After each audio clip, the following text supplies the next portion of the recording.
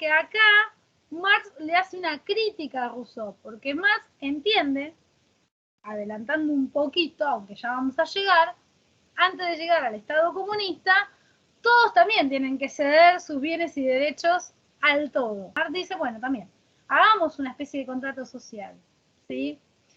Todos cedemos, yo cedo mi mate, mi termo, los anteojos, no sé, el hileré que tengo acá al lado, ¿no? Cedemos todo, perfecto, pero lo cedemos al Estado, dice Marx.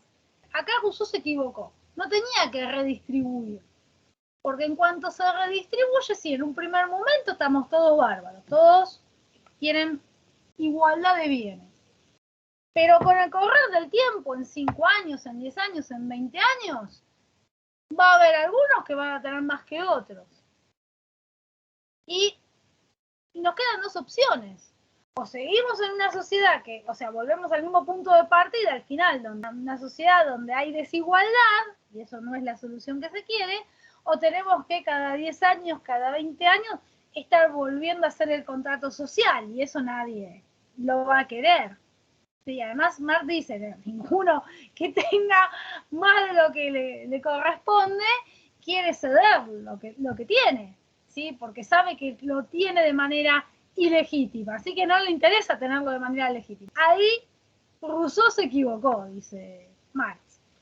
Los bienes no tienen que ser distribuidos, los bienes tienen que ser parte del Estado, y entonces al ser parte del Estado, sobre todo los bienes que él denomina los medios de producción, es decir, las fábricas, las tierras, los talleres, es decir, todo aquello que permite producir, que permite la movilidad económica, ¿no? en la sociedad, tienen que estar retenidos en el Estado para evitar que que un grupo se quede con el trabajo de los otros, que sean los poseedores de esos medios de producción, se aprovechen del trabajo del resto. Entonces, para evitar eso, ¿quién tiene que tener los medios de producción? El Estado. Entonces, 0 de redistribución. Quien se queda con todo es el Estado. Y el Estado, bueno, ya presta, ¿no? Entre comillas, como vas necesitando. Si no hay dudas de esto, ¿qué se forma del contrato social? Bueno, una democracia republicana. Rousseau plantea una democracia directa. Esto es fundamental. Bueno, primero principal plantea una democracia sin monarquía, o sea, monarquía parlamentaria como Locke, 0, no, de ninguna manera. Sí, no tiene que haber ningún privilegio, no tiene nadie que ostentar un título y decir, bueno, yo soy el conde de Pirulandia, o sea, todos somos iguales. Entonces, como todos somos iguales, no hay monarquía. ¿Quiénes van a constituir el poder legislativo? Para Rousseau, absolutamente todo el pueblo, o al menos todo el pueblo con edad de votar, ¿no? Con una edad madura. A ver, a diferencia de nosotros, ahora sí, nos estoy comparando con nosotros cuando votamos, salvo que alguno tenga alguna función política, votamos representantes. Sí, no vamos ahí con la ley al Senado, y yo quiero, o sea, a lo sumo podés acercar a algún diputado, a algún senador, yo qué sé, hablarle, decir, bueno, a mí me interesaría que hubiera un proyecto de ley para, no sé, los gatos callejeros, ¿no? Entonces, bueno, verá, digamos, el representante del pueblo si le parece, ¿no?, que es importante tratar el asunto de los gatos callejeros o no es importante tratar ese asunto, ¿sí? Si le parecerá interesante tratarlo, bueno, elaborará un proyecto de ley, que después se verá qué pasa, y si no, no. Bueno, tendré que probar suerte con otro, a ver si a alguno le parece importante el asunto de los gatos callejeros. Entonces, no gobernamos ni deliberamos nosotros, no gobernamos ni deliberamos, sino a través de nuestros representantes. Ese no es el caso de Rousseau. En el caso de Rousseau, delibera el pueblo.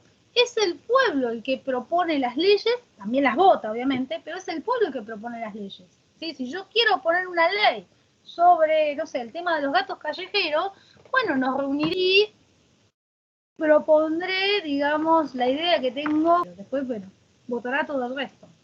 ¿Se entiende? Por eso dice Rousseau que la voluntad general es más que la suma particular de las voluntades. ¿Sí? ¿Qué sería la suma particular de las voluntades? La suma particular de las voluntades es cuando uno habla de la mayoría, ¿sí? O sea, yo digo que hay que hacer una ley, hablo a propósito, ¿no? No sé, que hay que castrar a los gatos callejeros. Entonces somos, supónganse, 100, ¿no? En el pueblo o en la ciudad. De esos 100 que somos, por ahí 60 dicen, no, es una pérdida de plata, que sigan así como están los gatos callejeros. Y 40 votan que sí. ¿Qué pasa? La mayoría votó no castrar al gato callejero. Para Rousseau, la mayoría no es la voluntad general. La voluntad general es la voluntad de todos. Aunque la voluntad general, en realidad, sí se constituye con la voluntad de la mayoría. Pero ¿cuál es la diferencia entre hablar de voluntad de la mayoría y voluntad general? Que la voluntad general nos atañe a todos. No importa que yo esté, supónganse, en el 40% que votó otra cosa. Yo soy responsable de lo que se decidió de manera general. Y esa es la gran diferencia entre la voluntad de la mayoría y la voluntad general. En la voluntad de la mayoría hay la división entre mayorías y minorías. Entonces las minorías nunca van a reconocer que lo que votó la mayoría es también parte propia. De esa manera, la minoría ya no es minoría, sino que es representada por la mayoría. Entiende que no es lo mismo que, a ver, que yo vote y que quede en la minoría a que yo diga, bueno, por mí va a votar fulanito. Por mí y por estos 20 más va a votar fulanito. ¿Por qué? La cuestión es que yo no puedo transferir mi voluntad particular. No se la puedo dar a un tercero para que vote por mí. Entonces, por eso es que él no cree en una democracia representativa y cree en una democracia directa, donde el poder legislativo lo constituyen absolutamente todos los ciudadanos. El poder ejecutivo sí va a estar a cargo de alguien que todos nosotros elijamos como un primer ministro o presidente, el cual tenga un cargo que dure un determinado tiempo específico, con posibilidades de renovarse cada cierto tiempo o de que inclusive si no lo cumple, que lo saquemos antes de ese mandato. Es como ahora, profe, la voluntad es intransferible, indivisible y es única por cada ser humano, o sea que no puede otro actuar en nombre de uno. Después de todo, eso es lo que trajo Mariano Moreno cuando trajo el contrato social de Rousseau acá, y nuestra democracia está fundada en esto. Claro, pero la diferencia es que nosotros al tener representantes estamos transfiriendo de alguna manera nuestra voluntad. Si yo voto a Pepito y confío en que Pepito, cuando levante la mano en el Senado o en la Cámara de Diputados, bueno, va a votar de acuerdo a mi criterio. Eso creo yo. Y después, por otro lado, tenemos el tercer poder, el poder judicial, que tiene que estar a cargo de los jueces. También con criterios similares al poder ejecutivo.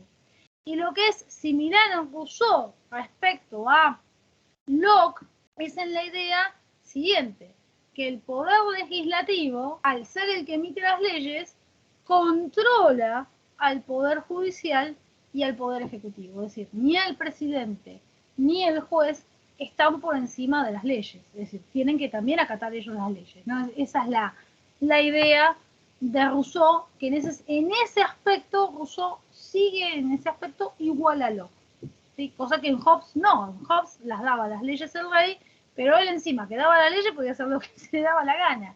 El rey puede decir, prohibido tomar mate bajo la sombra, y él irse a tomar mate bajo la sombra, porque para eso era el rey.